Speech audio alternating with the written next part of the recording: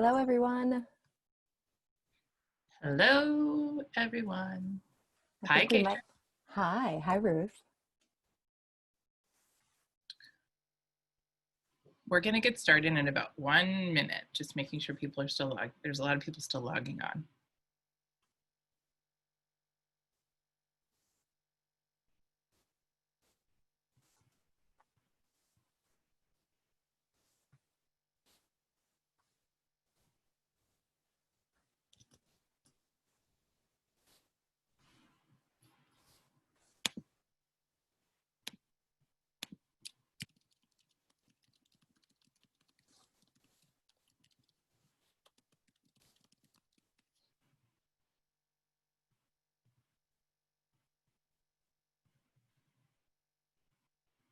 I see a hand raised. I don't know if Patty is trying to say hello. Hi, Patty. Nice to see you on chat. Patty Thompson. Yeah. We have two Patties. We like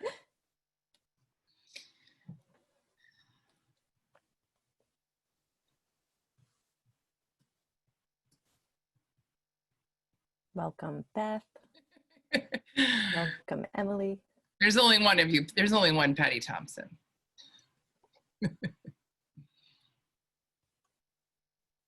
Okay, Acacia, what do you say? Are you ready? Let's do it. Let's go. Welcome, everybody, to our webinar on reducing risks using semi-live events. We've come to you before with how to be a virtual self and virtual speaker, and we've been pivoting like all of you inside the world from live to virtual. We've had more and more conversations with our clients about this topic, so we thought we'd package it up together, showcase a few case studies, and have some conversation. So thank you for being here. Joining me, I'm Ruth Milligan, the founder of Articulation. I know most of you, and welcome to my co-host and co-partner in crime, Acacia Duncan. Say hello, Acacia. Hi, I'm Acacia Duncan, and I'm delighted to be here. So we're going to get started with our webinar in a quick story about what we want to do today. And Acacia's pulling up the slides. Give her a second. Most of you know that we have origins with TEDx. I was the first TEDx organizer for TEDx Columbus 12 years ago, and we've been close observers and participants in the format and channel. We saw the flip that TED made this year in a significant way. Their signature event is where they record all of their content and then throughout the year drip it out. They've been known for this for a long time, but they couldn't have their signature event this year. So we paid attention to what they were doing, and we'll talk about their model in a little bit more, but it was essentially record it all virtual and then drip it out over the course of 8 weeks. Very different. So we're going to use that as a platform to talk about live events, virtual, semi-live events, and then also a little bit of on demand. And today we're going to talk about that in 3 parts. How do we maximize the content opportunities and options you have to mitigate your risk? What a semi-live model looks like and how it might be hybrid, blended, all the great words that are going around. And also then how do you actually create enthusiasm for these events when you know that people aren't actually going to be showing up live? So let's go ahead, and I'm going to ask Acacia to do what we always recommend, which is a little bit of hygiene. So hey, Acacia, take it away. I know we've probably all been on a whole lot of Zoom meetings, but just in case you've never been on Zoom webinar, I want to point out a couple of features to you that you can use. First of all, as Patty O'Shaughnessy, I think was the name, did, you can raise and lower your hand. So if you have a question that you want to give to us verbally, raise your hand, or raise your hand to get help from our producer, Helmut. We also have a Q&A function available to us. And if you hit that button, you'll be able to type your questions here.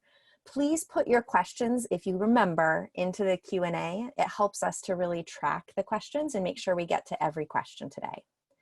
There's also the chat function, which I encourage you to use to connect with other people, to put in your own ideas, and to comment on what's going on. We'll keep our eye on it. And speaking of interaction, let's do our first activity to interact with you. So we're going to use poll everywhere for this little activity we're going to do. So we asked you to have your phone available. So if you do, pull out your phone and to the number 22333, you're going to text articulation 750. That's all one word with numbers. Articulation 750. This will get you into the Poll Everywhere app. Now here's what I want you to text to Poll Everywhere. Just bring up 2 words of what you miss about live events. 2 separate text messages of things that you miss about live events. I'm going to go ahead and stop my screen share so that Helmut can bring up our responses and we can all see together what we miss. Thank you, Katrina. If you need a reminder to the number 22333, you can text articulation 750.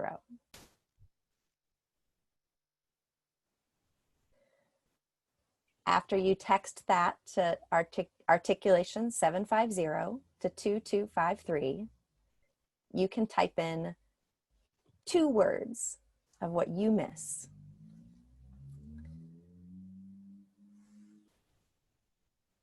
We can see some themes already happening. Food is really a popular theme. How are we going to do that virtually? I may or may not have been one of those people that put in food.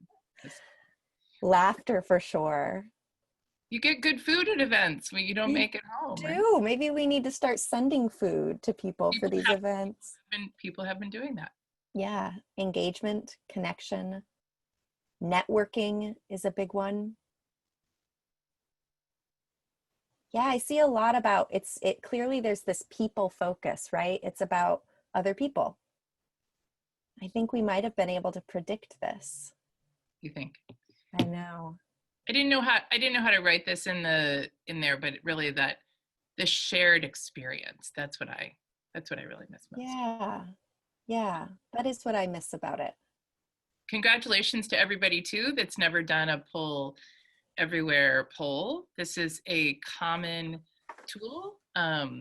This particular app, if people always ask, has a fee to it. It's a modest fee for the year. It's a little more robust than the polls that we see inside the Zoom app. So we could have used that one, but we didn't have the opportunity to have a live word cloud. So we're always trying to meta communicate with you what we're doing because we want you to learn from what we're doing. Well, Helmut, I think we're going to come back. We have the themes. Let's come back to our content and see if we can find a way to capture some of these things that we miss about a live event in our virtual space. And we're going to start by really maximizing the 2 primary content options that we have. There is a bucket of on-demand content that can accompany an event. And if we refer to on-demand today, we literally mean this is something that's recorded and lives online for someone to access at any time they like. So that's entirely not at the same time. The first bucket we want to talk about very briefly is probably not what we're super excited about when it comes to a live event, and that is pre-recorded content. It's fairly straightforward, and there are a lot of advantages to pre-recorded content in that you're going to minimize some of the chances of technical glitches with your presenters. And you can also ensure that the timing is going to work out because you have some editing capability. If you do use pre-recorded material, we want to talk about the 2 things to maximize that material. Number 1 is quality recordings. There really isn't an excuse if it's pre-recorded. So this means at a minimum, you need to make sure there's good lighting so you can see the people. The sound quality is high so that you can be easily understood, and that the background is nice. And also, strangely enough, we sometimes hear people say they're not going to show their faces on pre-recorded content.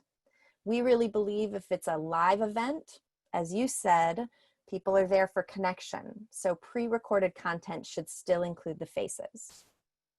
Now, if you want to go a little bit farther, you can get excited about editing capabilities and really edit videos. You could record not with your computer because your computer camera is not the best. So you could use a better camera. Even your phone camera is much better. Yes, our phone cameras are even much better than our computers. So you could record that way and then put it together. There are a lot of options with pre-recording in order to really maximize and get it to look good. And Acacia, I'll just tuck in here. We'll send you our guide to pre-recording at home as a follow-up to this webinar. We have a PowerPoint that walks you through all of those options that Acacia just mentioned. So once you've got a really good quality pre-recording, another thing to consider is there a way in this pre-recording universe to still allow your audience to engage? This might include encouraging comments during the pre-recording. Getting people to respond in that way in the moment can still create community even with content that they can't directly influence.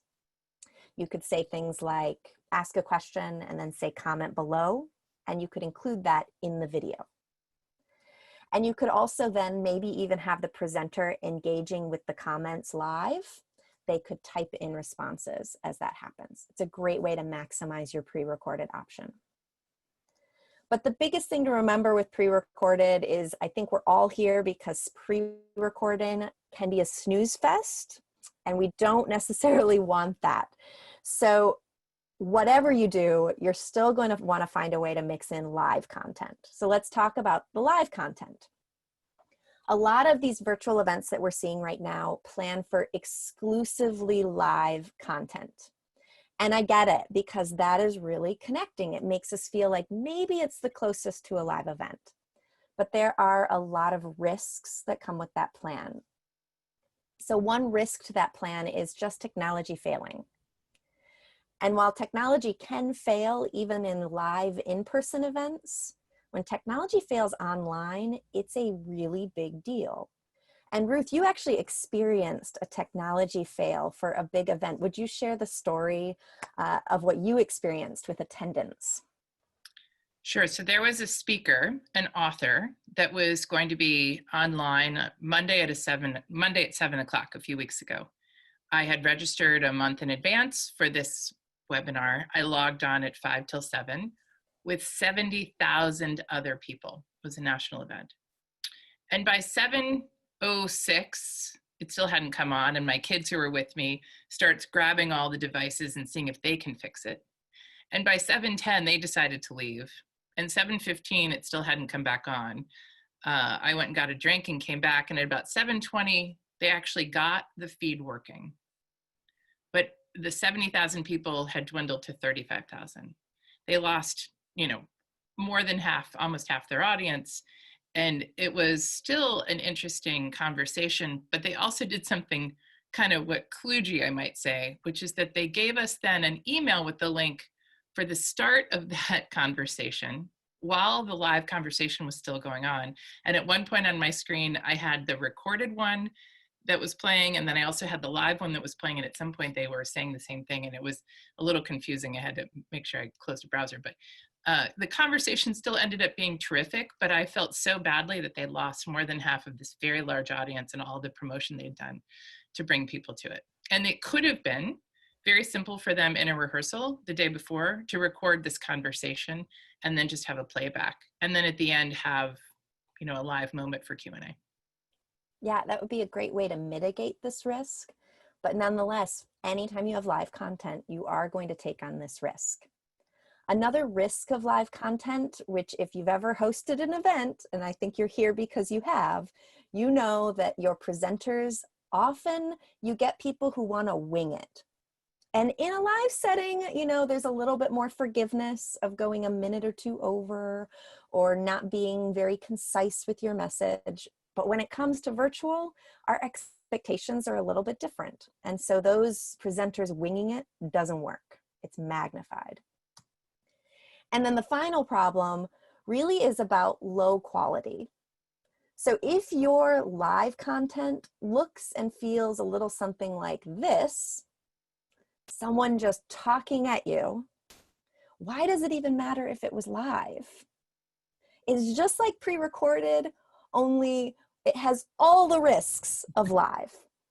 So what we really thought about is how can you take advantage of the fact that you are live? What are the things that make live so special? And we broke it down into 3 categories. I'm sure you can think of more. But one category of live events, which many of you wrote, were these connections. So to maximize your live content, how do you be deliberate about those connections to break through the isolation? A couple of ideas that we thought of would be to incorporate things like virtual coffee rooms that people can join throughout the event to really meet other people and network. You could create smaller breakouts within the larger groups so that everybody actually has a chance to share their thoughts. And then finding times to have video on moments where even your audience has their videos on. You can't exactly have a human connection if you can't see the human. And Acacia, I'll add here for those of you in the audience that might be very embroiled right now in the school conversation. This is what we might call the synchronous moment, where the lecture or the didactic lesson is recorded, and then the synchronous moment or the live moment is with the teacher having conversation. And that's really what we're talking about here. There's similarities in both spaces, but for those of you who are in that synchronous, asynchronous, that's what the school language is being used. So that might help frame this up for some people too. So another way we talked about with maximizing a live thing is live events have this wonderful ability to interact. It's one thing we like about live in-person events. So how can you actually let the audience impact the event when you're virtual? It's something you should consider when you're planning your live content. So a couple options we came up with would be interactive message boards, so people can type things. But that's just kind of text interaction. There are also a lot of things you can find online to create interactive art boards, so people can draw and share doodles and create things that aren't just about words. And then you could also consider really incorporating live tweeting options so that people can say what they want. Polls are also a great way to have these interactive moments. You can ask the audience what they want to do next and then be prepared. So that will take a little planning on your part as a presenter, but it can make a real, that same feeling that the audience has when they're live in an in-person scenario. And then last, really maximizing that live experience. You know, when you go to see something live, there's this potential for surprise and something unexpected happening. So when you're thinking about your live content virtually, don't forget to leave room for the unexpected. A couple of ways you can make sure there is room for that is to incorporate gaming. Gaming always provides fun surprises because you just don't know what will happen.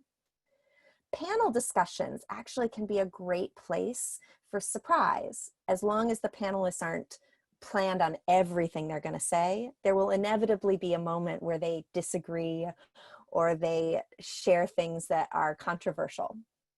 And then you could do silly things as well, like dance breaks and different ways that you can surprise your audience that way.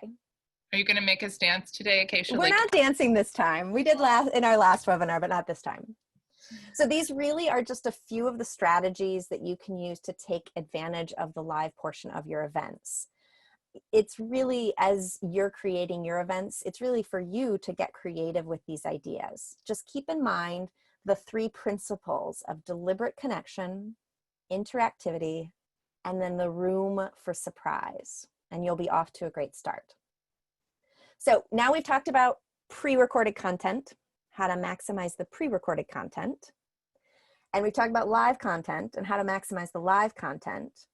You're probably starting to realize we might be wanting to mix them together into some semi-live options. And that's where we're going next.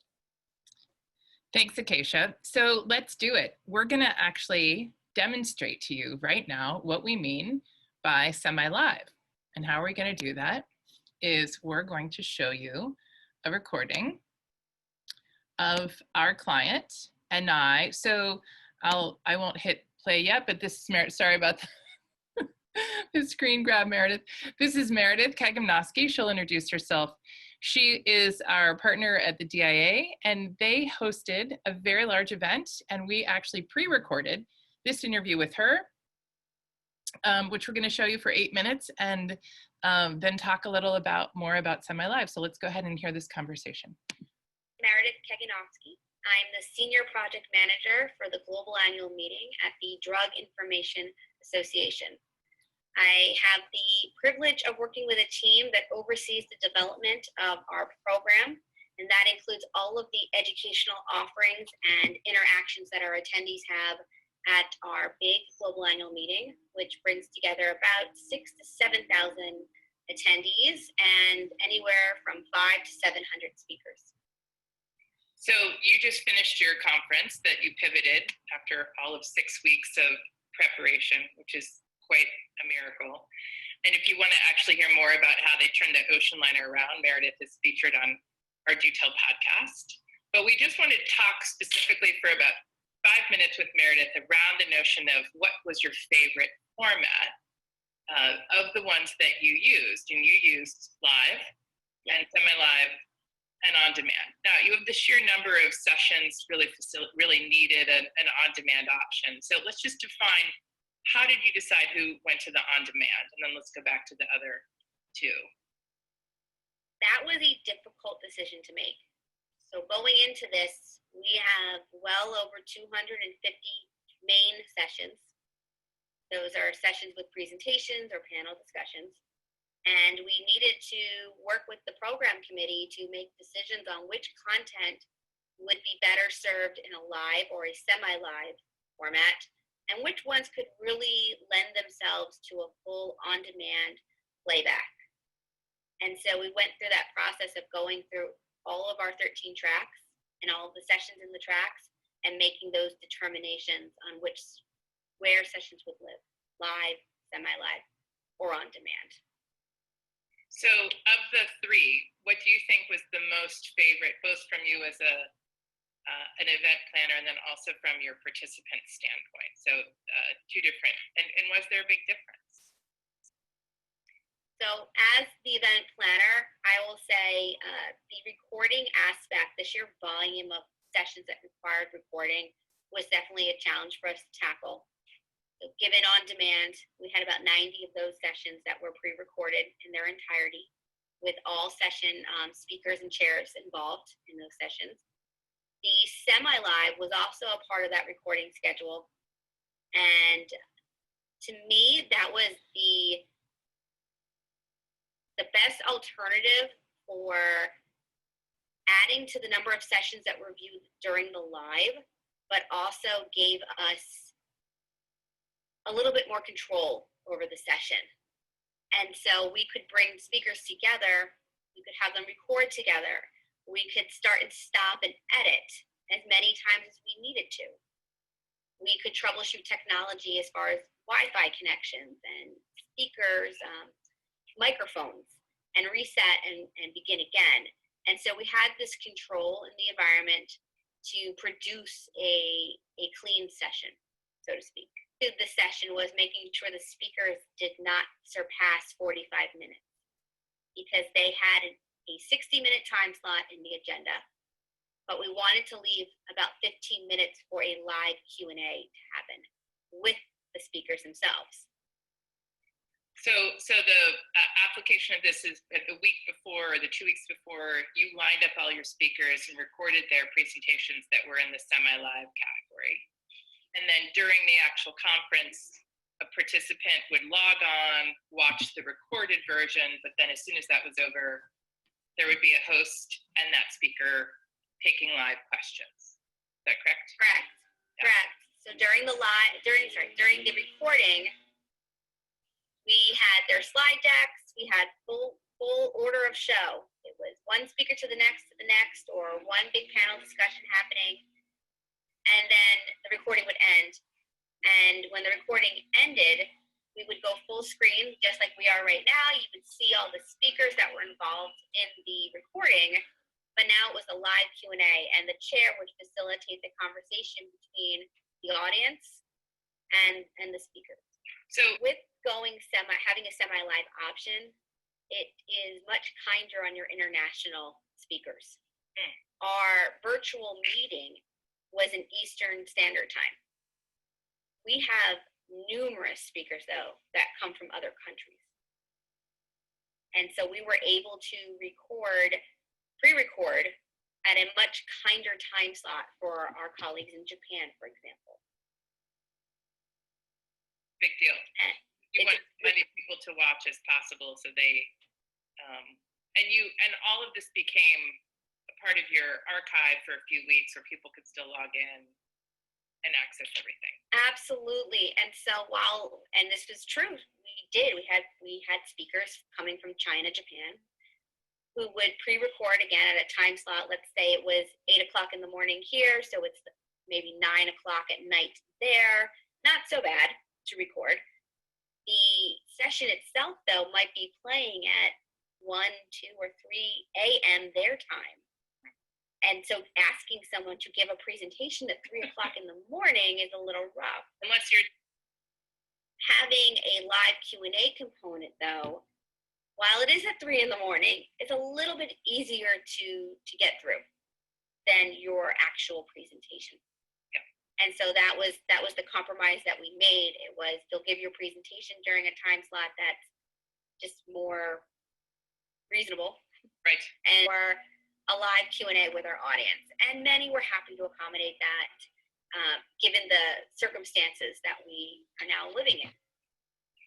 So let's move then, just to wrap this up, to the how did the live sessions go, and what did you learn from those, and were there tech challenges? Even when you're on site, there are tech challenges. True. In this case, Wi-Fi was definitely a challenge. Folks relying on their Wi-Fi instead of plugging into like an Ethernet, for example, even though we've advised it. There were issues with firewalls, things that we didn't even see as a problem going into this. We had a session chair. She had 3 different sessions. 2 of the sessions she took from home. Fine. She decided to go in the office for her 3rd one. Set up, a firewall was put in place. She could not access her session. Oh my goodness. What happened? And she was fine yesterday, but not today. And so we were able to figure out a workaround for her and to get her off and out of the firewall. So there were definitely these moments of, oh my, what are we going to do? We had some chairs that didn't make it. And we would trigger a speaker and say, are you comfortable leading or facilitating after you're done with your presentation? Or we would have a program committee member step in and be the chair for that session. Had speakers that were very difficult to understand, and we were doing everything on our end to boost volume, to just mitigate the quality.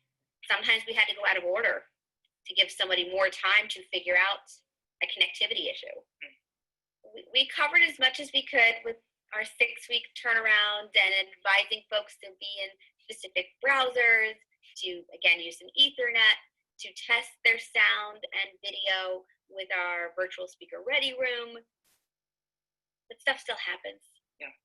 And for the audience itself, just sort of wrapping up, the audience itself, did it make any difference if they were delivering live or recorded?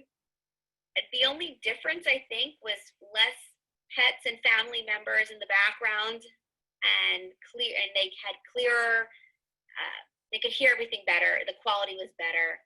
And as an attendee in the audience, watching a playback, you didn't know the difference. And if anything, it was a little bit more dramatic when the playback would end and we would go full screen with everybody.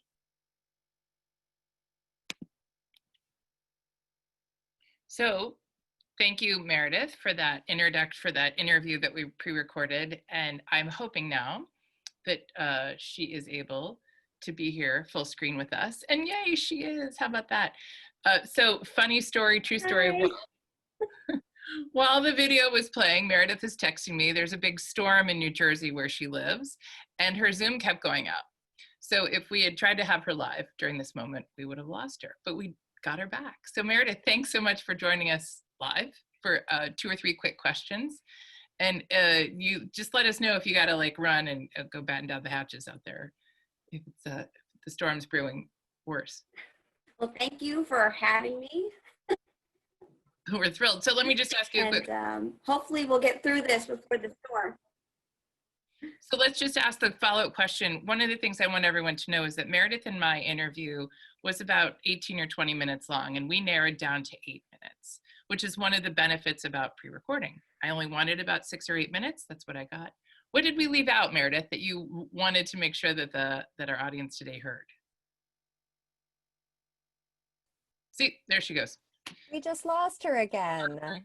You We know, will- Meredith is going to try and come back at the end. So hopefully if you have questions for Meredith, enter them in the Q&A, and fingers crossed we'll get her back. Otherwise, we have talked to her, so we hopefully can give you what she's shared with us.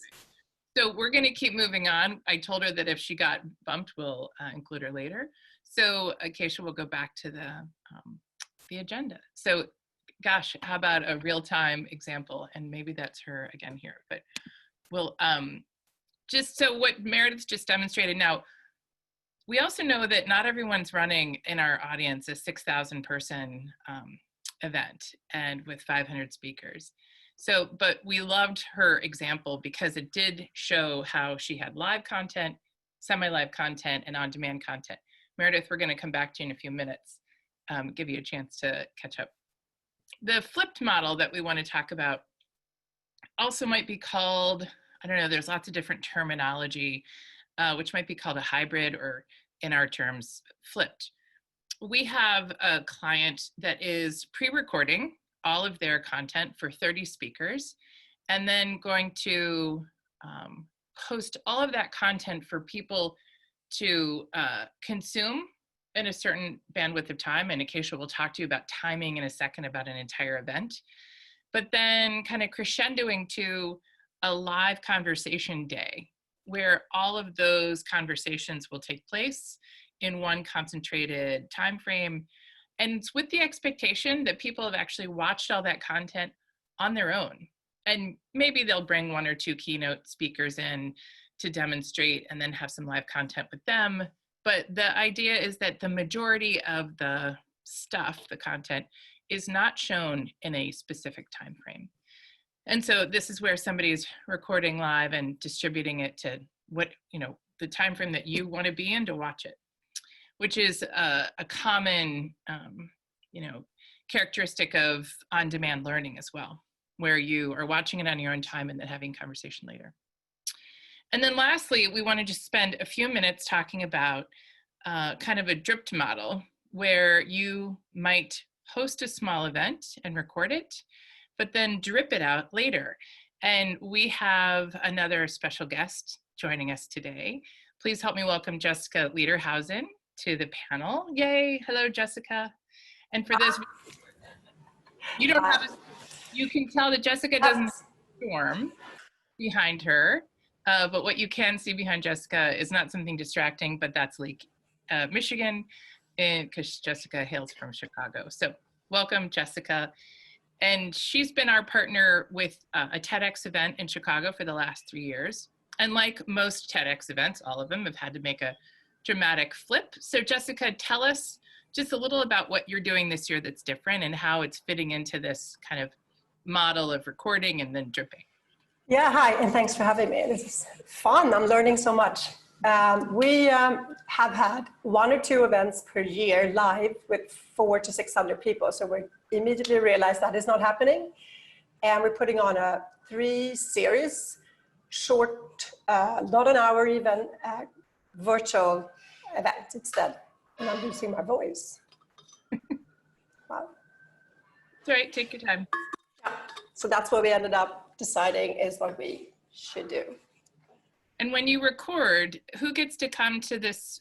You're not publicizing the fact that you're having this event where you're recording the content, right? That's just, no, yeah. Like, who gets to come to that? Like, what does that look like?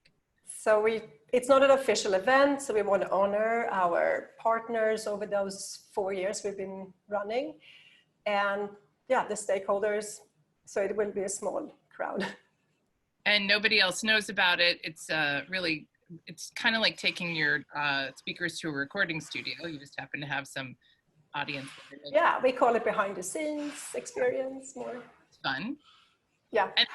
And then you'll spend 6 weeks, 8 weeks taking, how are you dripping out the content you're recording? Okay, so it's all going to happen at once. So there's 9 speakers and we give the editors 2 weeks for the first event, and then I think it's about 2-3 weeks between the other.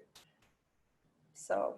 And each of those events you're doing 3 talks, and those speakers will also appear live. Yes. Yes. So there's 3-4 pieces in it. 3 speakers. Maybe one will be interviewed only, pre-recorded as well. And we will have entertainment that is pre-recorded. And each of the talks will be about 8 minutes. And after the speaker is done, the host will ask some questions, and the audience, of course, will be allowed to. I mean, we hope they send in a lot of questions that we can bring up. So at what point did you decide that just delivering live speakers wasn't going to work for you? I guess that's really what we're debating here, is helping people to realize that. What was the trigger for you? Oh my. So I don't know what's wrong with me, but the bigger decision, the quicker I am. So this was already first week of March. This is not happening because I don't want to do something that will lead to disappointment. I'd rather turn it into a success and something fun. Fun working towards, and fun for the attendees and audience afterwards. So that's what we did. I just had to convince the team and get everybody on board. Well, and we will look forward to seeing your success, because all of us can tune in to the TEDx Chicago and also a lot of other places. But I have the privilege of working with one of your speakers right now, and I will tell you it's going to be spectacular. And we thank you for the partnership, and we look forward to walking you through some successful moments. So thanks. Thank you. Thanks. Bye. Yeah, I think we're done with our part. We're going to still circle back with Meredith in the Q&A, but I'll let you go ahead and take over the screen again and move to the next section.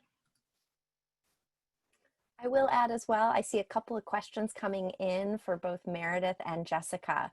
When we get to our Q&A at the end, we are going to ask all of those questions. So I'm keeping them in the queue to ask them.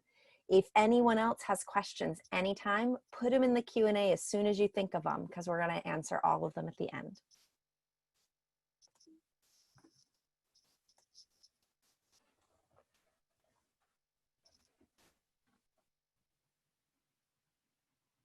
So just to recap those semi-live models, really we have 3 different ways that we can think of to approach it. There are probably many more, but one is that simple blending model that Meredith was really talking about, taking that on-demand content, pre-recorded content with some live Q&A, as well as live content, and finding a way to mix it together. The flipped model, which is like the flipped classroom, everyone consumes on their own, and then when they get together, they have conversations about the content rather than consuming more content. And then the dripped model, which is taking all of that content and really just pulsing it out in a way that it is really consumable by your audience. But once you have those models in mind and you've figured out what types of models work for you, there is still the question of like what is the way in which you're going to distribute it? What does that model look like? And we are still keenly aware that there are fundamental rules of the virtual space. Most importantly, your audience has a shorter attention span. So we're certainly not going to keep them sitting in their chairs like we might at an event in person. So we have 3 different ideas again to share with you about timing models that we have collected from our partners. Idea number 1, we're calling it the lunch bunch. So the idea behind this is where you're going to drip out your what would have been an in-person full day experience. You're going to transform and drip out into 90-minute segments throughout the week, something that could be consumed over a lunch break. And it might look a little something like this. So we want to maximize pre-recorded and live content. So maybe the first day after we welcome everybody, let them know live why we're here, what our purpose is. Maybe we'll show a pre-recorded speaker, and maybe we'll have a live Q&A. Now, what's really important with these models is that you're also engaging offline in between the days so that you can keep the excitement building throughout the event. So offline, maybe you're going to start to gather questions for the next day. The next day might follow the same pattern with a pre-recorded speaker and a live Q&A.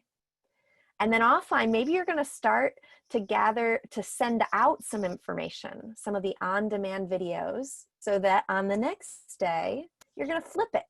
And you're going to let the audience talk to each other. People will go into breakout rooms and discuss content that they've actually consumed.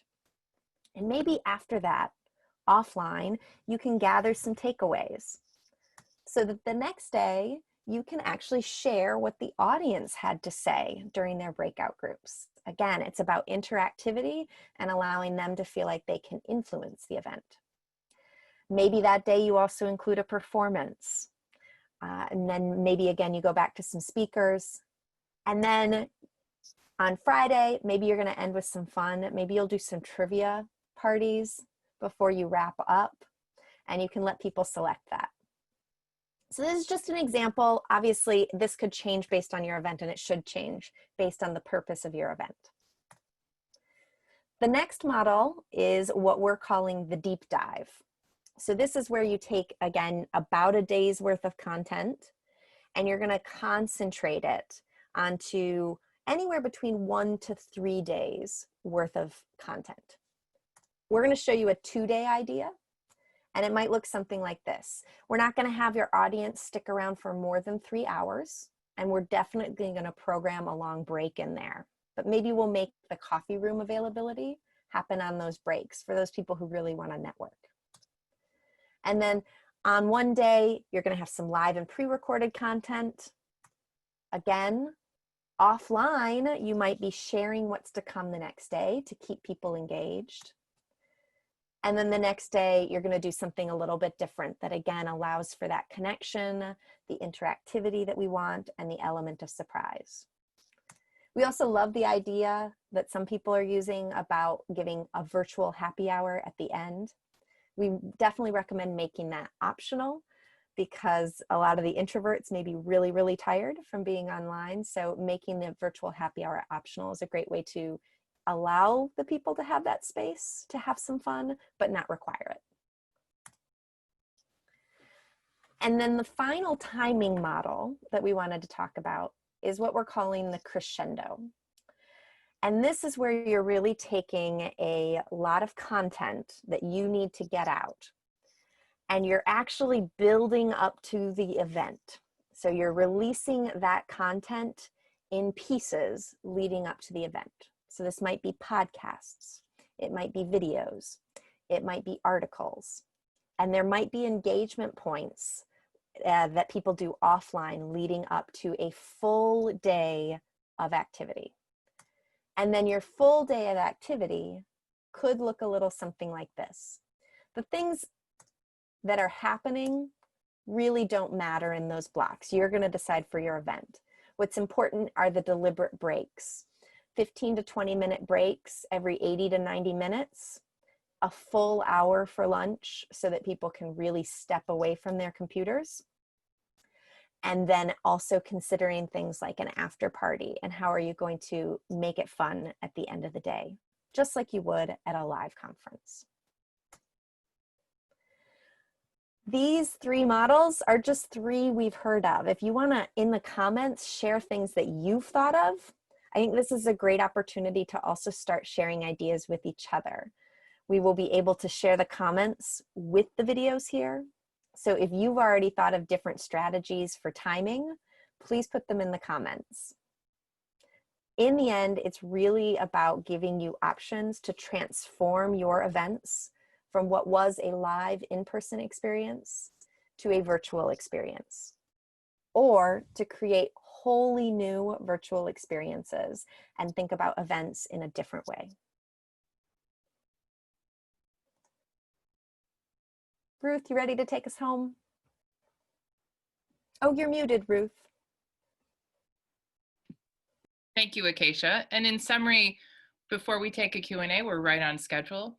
we've got you covered in how you think about recording your content, think about how the content actually gets distributed inside of an event, and then also how you organize the larger schedule for your event. And those are our 3 buckets we wanted to share. So I want to flip this to Q&A, but I'd like to turn Meredith on, but it looks like she's not here.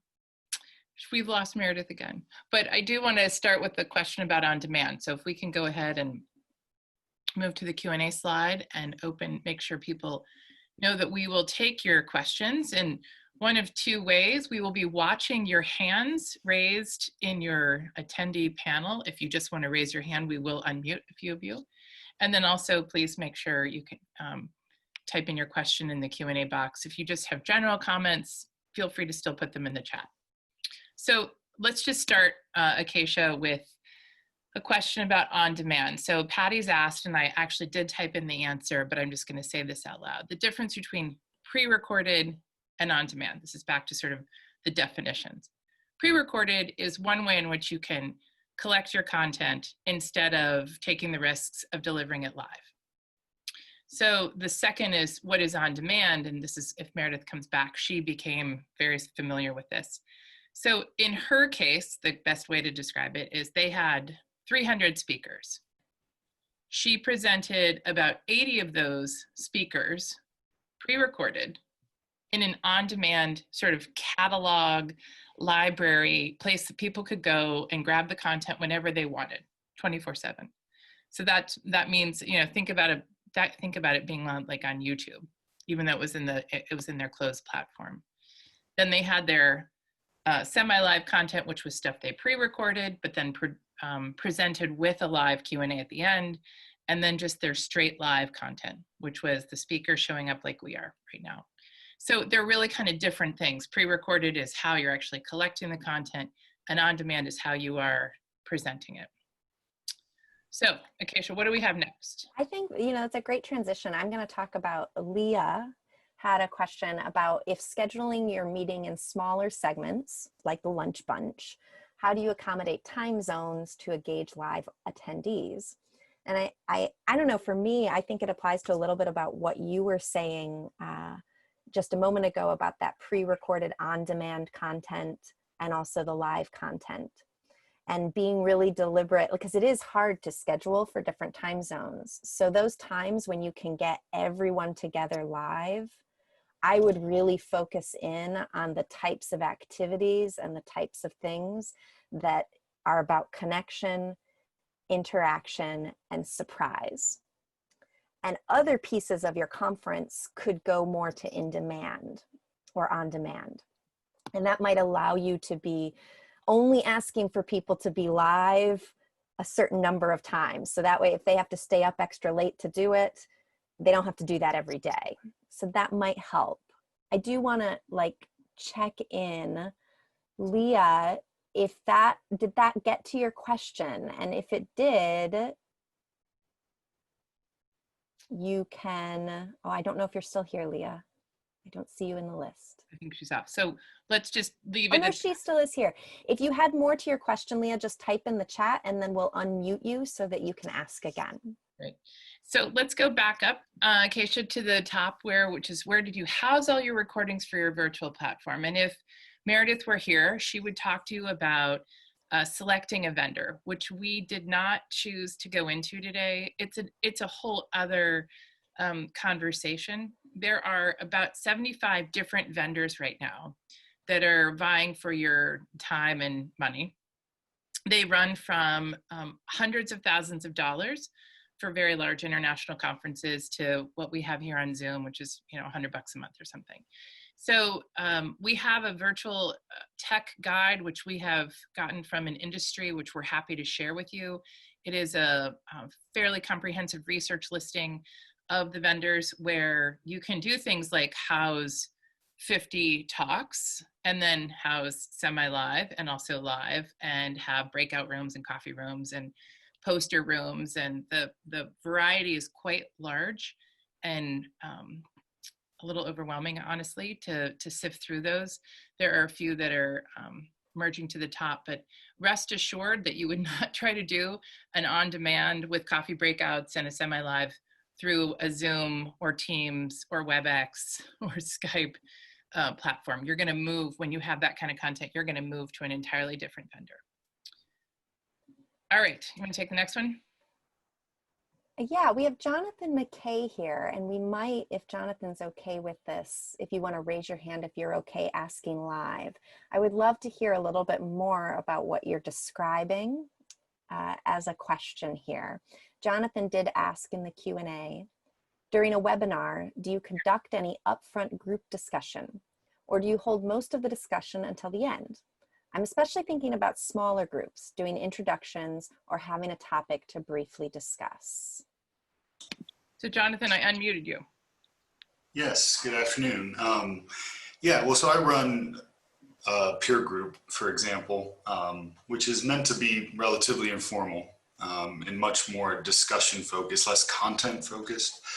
And I'm just curious if you feel that it makes more sense to kind of get going and moving with the content kind of early and, you know, and then move to more of a discussion, or if there's value in kind of informally having, whether it's just, hey, everybody go around, introduce yourself.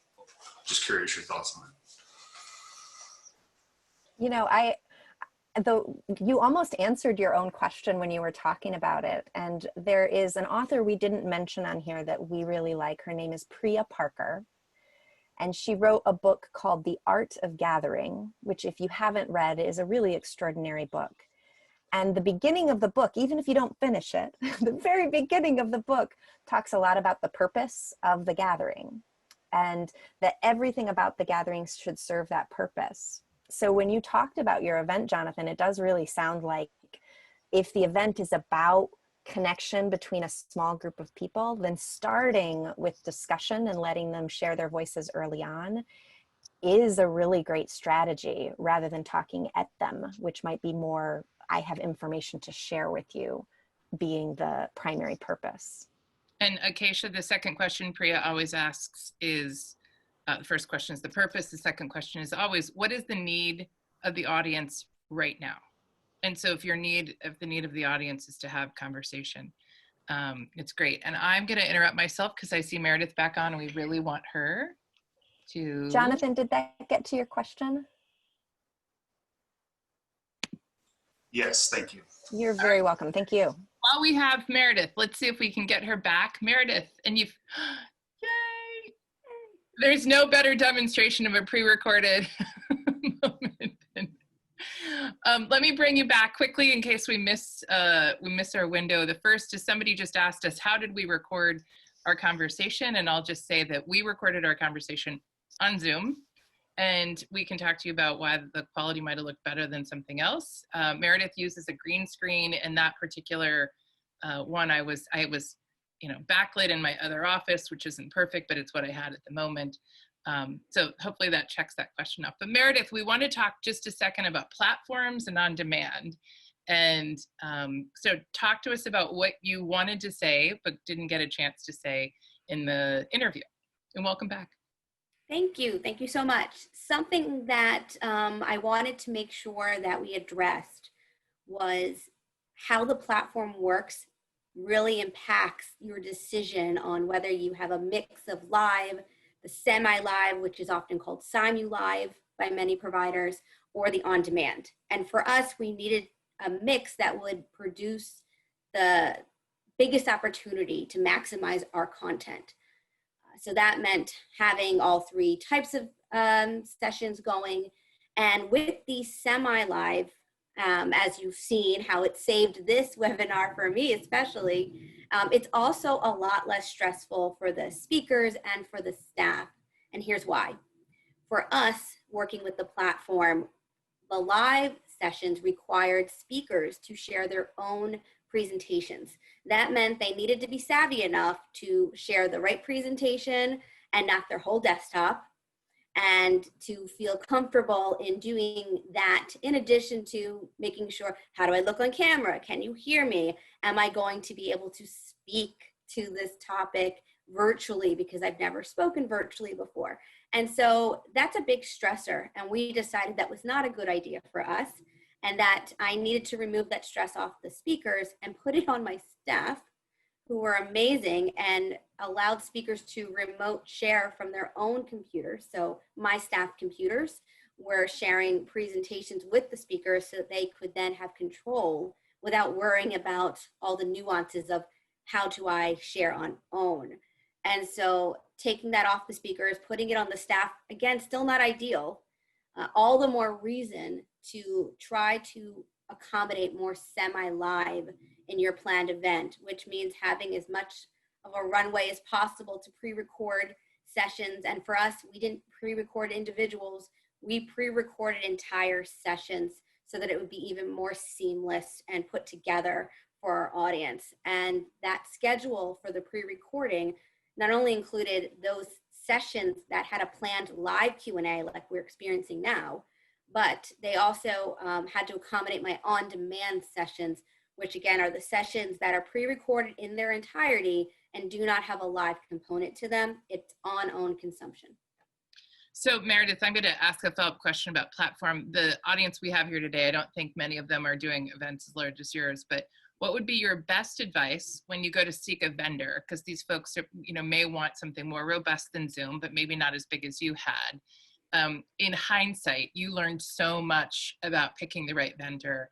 What would you tell our audience? Like, what's the one thing you've got to do to make sure you get the right vendor match? I would say asking a lot of questions, making sure you understand the terminology that they are using to describe a virtual experience. That is something that we had to learn as we went. And so we didn't have the full understanding of what it really looked like to take a physical meeting and put it through into a virtual model, which is very different than preparing for the live.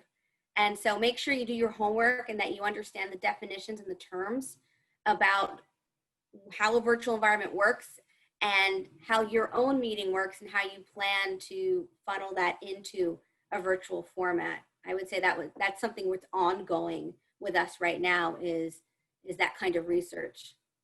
I'm going to ask you a question we didn't talk about in the interview, or we didn't talk about that we were going to discuss, but it's come up here, and I know how hard you guys struggled at this.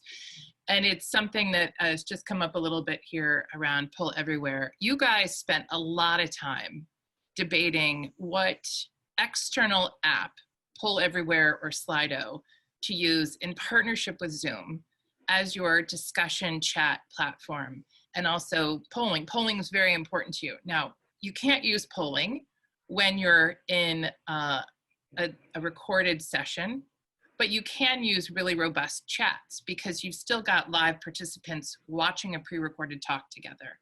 So maybe just a bit of insight about the debate and what you were, I don't know, that might be too much on your heels, but is there any bit of advice you can give to the audience about when you're looking for external apps like these or others? What would you say? Yeah, and this could also be another 20-minute discussion. I will simplify. You know the goals and objectives for your session, and you need to stay true to that. For us, if we were to have Slido, that meant I couldn't have an active chat happening in the virtual presentation room. And for that reason alone, I needed to find another solution that would work in the session that would provide a polling component.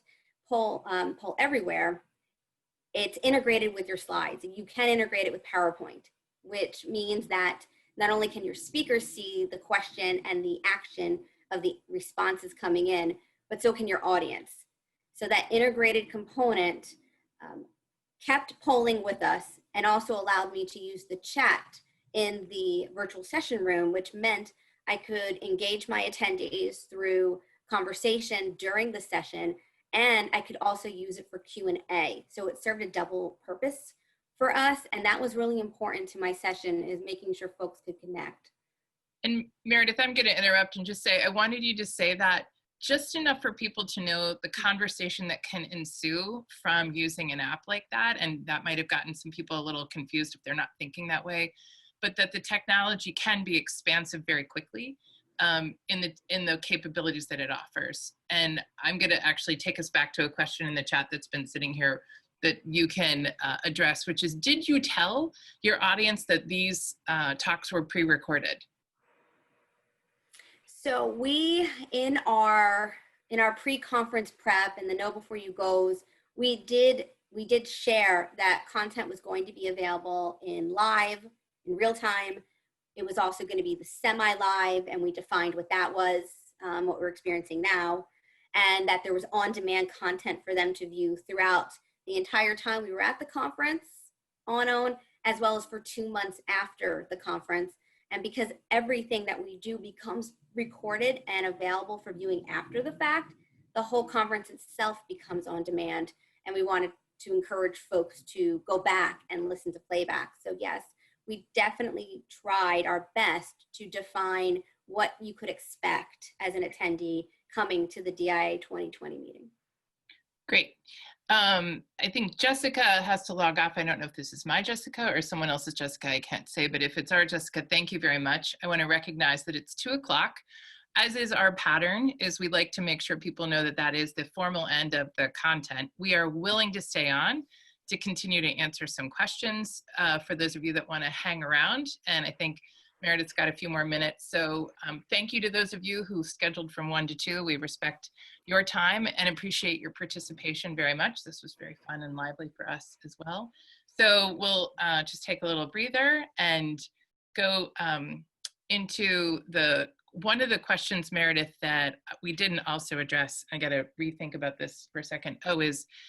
Is the prep that we did with you on speakers. We've totally missed that point. And how much was that helpful, I'm putting you on the spot, to making sure that those recordings and or live sessions were successful? Because you had people from, I don't know, 50 different countries participating. And that's a big deal. We did. We had folks from all over the globe participating.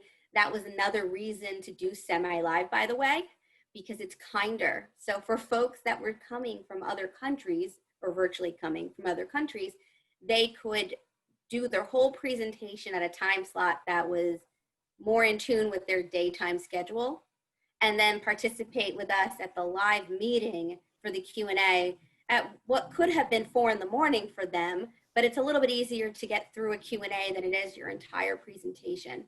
So that was just another benefit of us being able to offer a semi-live component and the on-demand component as well. Got it.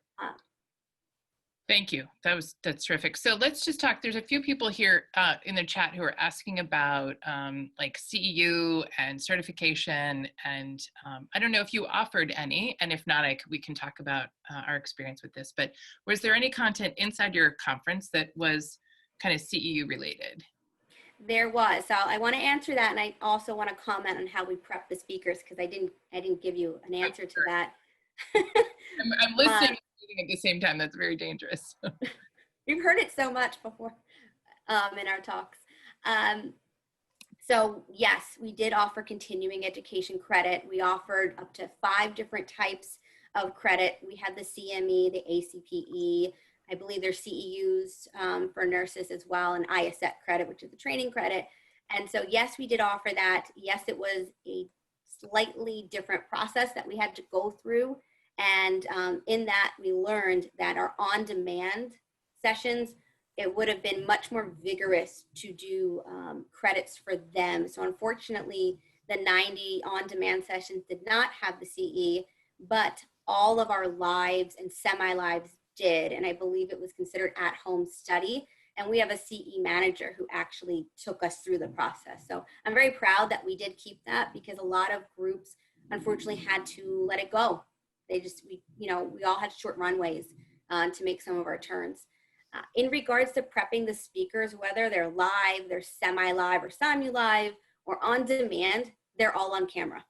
And so they need to come across as the subject matter experts that they are. And they're doing it in a new environment that's going to shake things up a little bit. So we wanted to try to give them a leg up.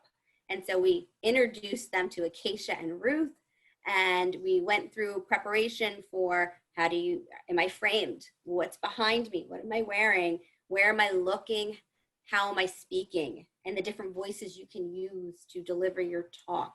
It's more important now than it ever was before, because I can't read the room the way I used to adjust my tone. And so that preparation, if you are going into our virtual meeting experience now, please don't overlook that for your speakers.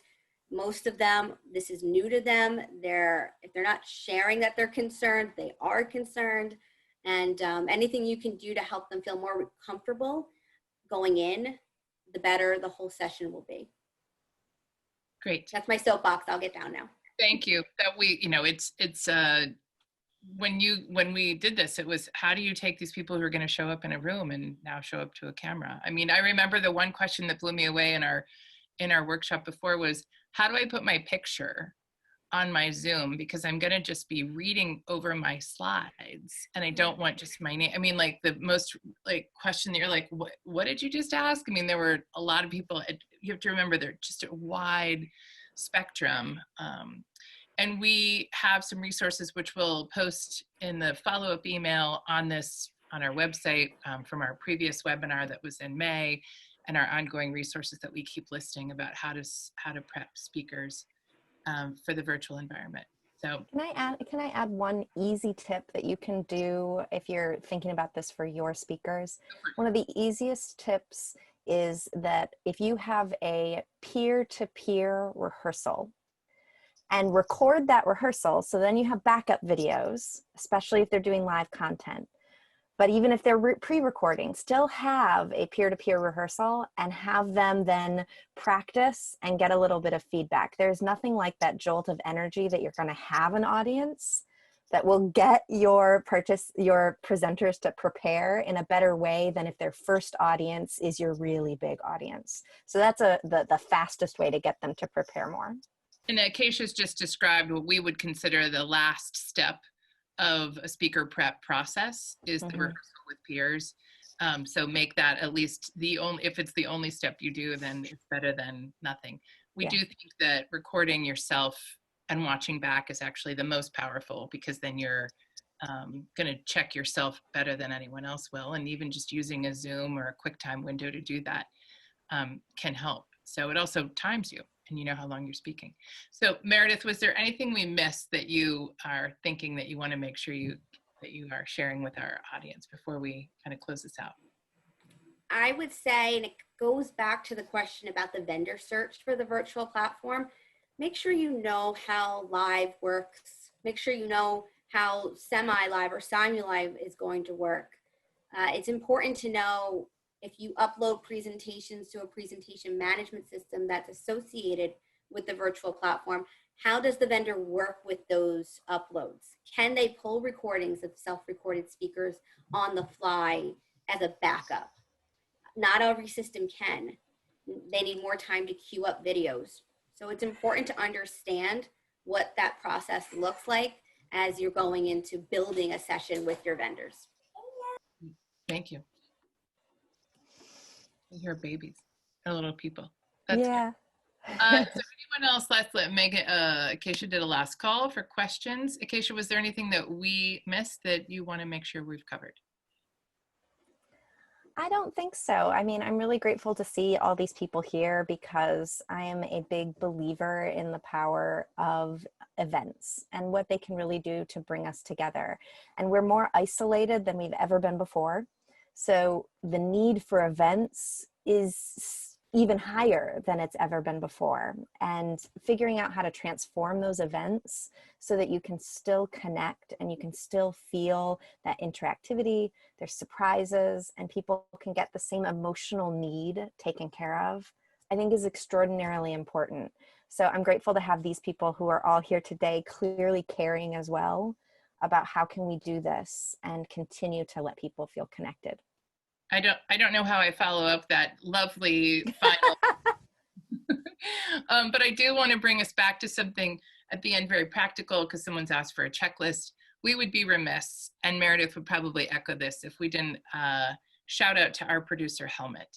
And making speakers successful has a lot to do with your tech team behind you. And in our case, it's Helmet. You know, there was a few people that couldn't get on, making sure we were prepared, helping us to transition the poll everywhere. We, remember we did a poll everywhere. We played back a video. We had a live interview. We had two panelists. There was bunches of moving parts here, not as many as Meredith has, but the partnership you form with your tech team is as important to the success of your speakers as the speakers themselves. And just don't forget about those elements. So we're happy to have more conversation with you if you want to learn sort of what do they really do on that dark screen there with his name on it. So I think that's probably good. We're at 2:10, and we will be definitely sharing this recording with everybody that signed up, and it'll also be posted on our website at articulationinc.com. Meredith, we can't thank you enough for being so flexible today in the middle of the New Jersey storm. And to Jessica, who's already logged off, thank you from the North Coast. And Helmut and Acacia, as always, a pleasure. Thank you all for being here. Thank you, Patty. Thank you. We'll applaud you all who came. You can raise your hand a bunch if you want to interact in that way. All right, thanks everyone. We'll see you soon again with another webinar in the future. Take care. Bye, everyone. Take care.